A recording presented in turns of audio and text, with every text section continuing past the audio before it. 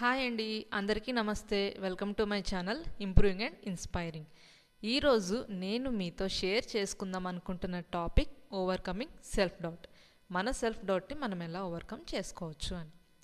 నార్మల్గా అండి, మనం ఏదైనా ఒక పని చేసేటప్పుడు మనకు చాలా డౌట్స్ వస్తాయి. అసలు ఇది నేను చెయ్యగలనా? నా వల్ల అవుతుందా?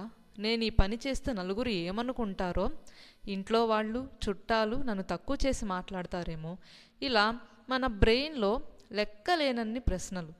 సో దీన్ని ఓవర్కమ్ చేసుకోవడానికి కొన్ని టిప్స్ని నేను మీతో షేర్ చేసుకుందాం అనుకుంటున్నాను. దీంట్లో first one, catch the voice. ముందు మీ ఇన్నర్ వాయిస్ని క్యాచ్ చేయండి.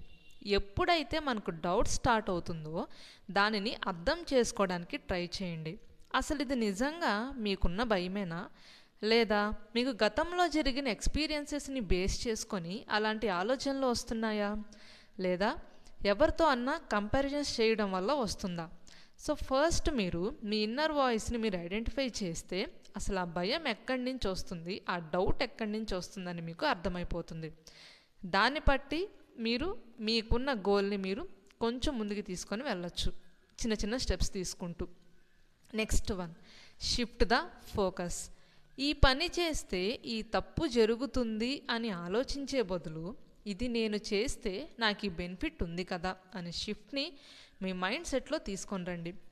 ఎప్పుడైతే ఆ బెనిఫిట్ థాట్ మన బ్రెయిన్లో వస్తుందో ఆటోమేటిక్గా మీ డౌట్ వీక్ అవుతుంది.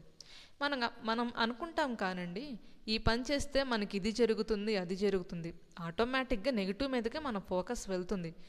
కానీ మనం ఏ పని చేసినా నెగిటివ్తో పాటు పాజిటివ్స్ కూడా అంతే ఈక్వల్గా ఉంటాయి. ఎంత నెగిటివ్స్ ఉంటాయో పాజిటివ్స్ కూడా ఉంటాయి.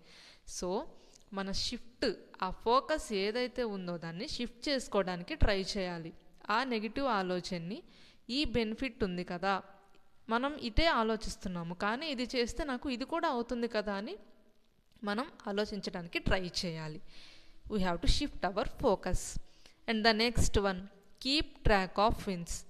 మీరు ఈ చిన్న హ్యాబిట్ని మీ లైఫ్లో ఇంక్లూడ్ చేసుకోవడానికి ట్రై చేయండి. మీ లైఫ్లో మీకు జరిగిన మంచి విషయాలు, అచీవ్మెంట్స్ని ఎప్పటికప్పుడు ఒక బుక్లో నోట్ చేసుకోండి. దీనివల్ల యూజ్ ఏంటంటే, మీకు ఎప్పుడైతే సెల్ఫ్ డౌట్ స్టార్ట్ అవుతుందో ఒక్కసారి ఈ బుక్ ఓపెన్ చేసి మీ విన్స్ అన్ని రీకాల్ చేసుకోండి. దీనివల్ల మీ బ్రెయిన్కి మీరు అనుకున్న పనిని చేయగలరు అనే థాట్స్ పెరుగుతాయి. నేనైతే అదే చేస్తున్నానండి. ఒక లాస్ట్ 1 year నుంచి నేను ఒక చిన్న చిన్న గోల్స్ పెట్టుకొని, ఆ గోల్స్ రీచ్ అయినప్పుడు వాటిని ఫొటోస్ తీసేసుకొని ఒక ఫోల్డర్ క్రియేట్ చేసుకొని మొబైల్లో మై అచీవ్మెంట్స్ అని చెప్పేసి, అప్పుడప్పుడు ఎప్పుడైతే నాకు డౌట్ వస్తుందో ఆ అచీవ్మెంట్స్ ఫోల్డర్లోకి వెళ్ళి నేను ఏదైతే అనుకున్నవి రీచ్ అయ్యానో అవన్నీ చూసుకున్నప్పుడు ఆటోమేటిక్గా నాలో ఏదో తెలియని హ్యాపీనెస్ స్టార్ట్ అవుతుంది. సో ఈ టిప్స్ నేను ఈరోజు మీతో షేర్ చేసుకుందాం అనుకున్నాను.